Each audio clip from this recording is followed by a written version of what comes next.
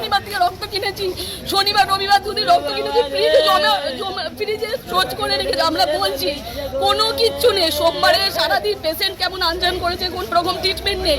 বিকালে আমাদের বাড়ির দুটো রক্ত কিনে ফ্রিজে স্টোরেজ, আমরা স্বর্ণা থেকে রক্ত কেনা হয়েছে শনিবারে। তো সোমবারে বিকেলে আমাদের বাড়ির লোক সব কন্ট্যাক্ট করে, যোগাযোগ করার পর সোমবারে ট্রিটমেন্ট শুরু করেছে। কালকে যখন অনেকটা বাড়াবাড়ি হয়েছে তখন রক্ত দিয়েছে একটা রক্ত চাপানোর পর আবার একটা রক্ত চাপাতে আমাদের পেশেন্টের পুরো অবস্থা খারাপ, কালকে সেন্সলেস। কিন্তু কালকের থেকে বলছে আমরা আইসিইউ দেবো, কোনো রকম আইসিইউ ব্যবস্থা না। আজকে সারাদিন ডাক্তার নেই, কোনো ট্রিটমেন্ট হয়নি ডাক্তারের, কোনো কিছু না। আমাদের পেশেন্টটাকে বিনা চিকিৎসায় মেরে দিল। হিমোগ্লোবিনের জন্য বর্ধমানে কোনো পেশেন্ট মারা যায় দিকে লজ্জার কিছু নেই, বর্ধমান হসপিটালের মতন জায়গা, এটা ধিক্কার আর কিচ্ছু না। শনিবার 2:30টার সময় ভর্তি হলাম, 3 তলায় ভর্তি করেছে। করার পরে রক্ত আনতে বললো আমাকে, 2:30টার সময় আমাকে বললো তুমি রক্ত নিয়ে আসো। তো রক্ত আনতে গেছি, আনতে যাওয়ার পর এখানে রক্ত পাইনি। তা এরা বলছে ডোনার চাই। আমি বলছি ডোনার আজকে দিতে পারবো না, এমার্জেন্সি পেশেন্ট, খুব এমার্জেন্সি, তার রক্তটা আপনারা দিন, কালকে আমি ডোনার দেবো। কোনো রকম কথা শুনছে না, চুপচাপ বসে আছে। ভিতরে গিয়েছি, হাওয়া খাচ্ছে, কোনো কথাই শুনছে না। বললে আবার চোট কথা দেখাচ্ছে। লাস্টে আমরা বাধ্য হয়ে বাইরের থেকে কিনে আনলাম।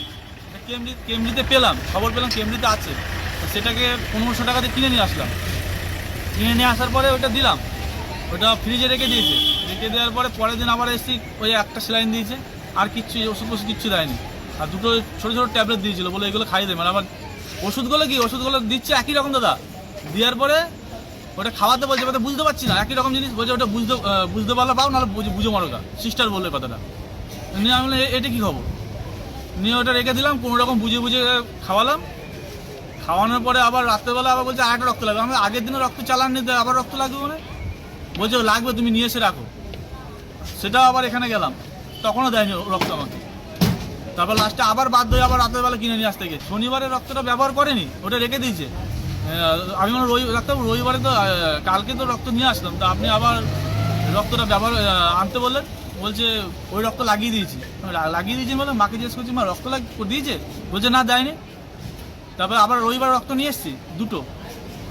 নিয়ে আসার পরে তারপরে আমি জিজ্ঞেস করলাম তারপর লাগায়নি তো? বলছে লাগিয়ে দিয়েছে তো।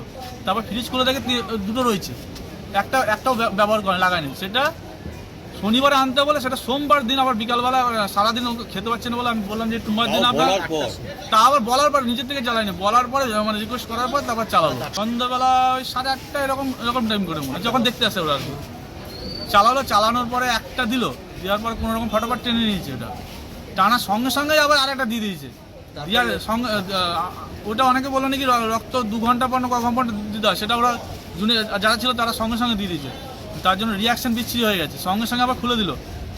4-5 জন ডাক্তার চলে আসলো, ওরা ইঞ্জেকশন দিল। আর একটা ডাক্তার বললো কত 40% নাকি একটা কি দিতে বললো, সেটা আরেকজন 80% নিয়েছে, সেটাকে মেরে দিয়েছে, ডবল করে মেরে দিয়েছে।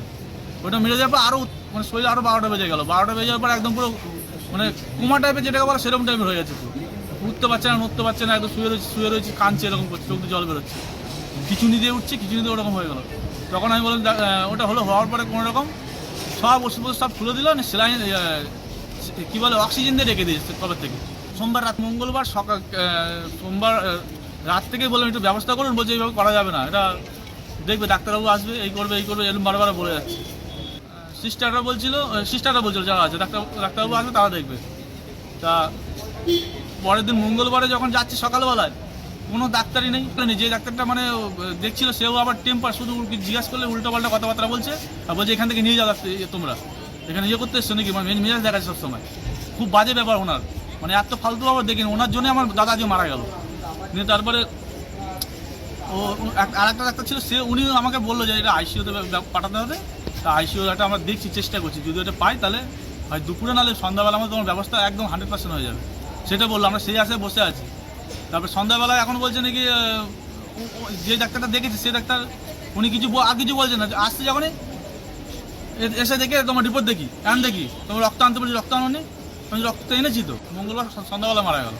মঙ্গলবার আবার রক্ত চেয়েছে, না আসেনি, ওর সামনেই আসেনি। আর উনি সন্ধ্যাবেলায় ছিল। কি অভিযোগ আপনাদের, কি অভিযোগ? আমার অভিযোগ তো ওনাকে কঠোরভাবে শাস্তি দিয়ে আবার সাসপেন্ড করা উচিত। ওরকম ডাক্তার থাকলে আরও পেশেন্টের অসুবিধা হবে, আরও পেশেন্ট এইভাবেই মারা যাবে। একরকম কি বিনা চিকিৎসায় মারা গেল? একরকম বিনা চিকিৎসায় মারা গেছে। কি চাইছেন? ওনার সাসপেন্ড হওয়া দরকার, আরও ঠিক শাস্তি হওয়া দরকার আছে ওনার। আপনার কি নাম? আমার প্রসেনজিৎ কর্মকার। যিনি ছিলেন তিনি কে? আমার দাদা। কি নাম? অমিত কর্মকার। কতটা বয়স? ওই 39। কোথায় বাড়ি? ছোট নীলপুর আমবাগান।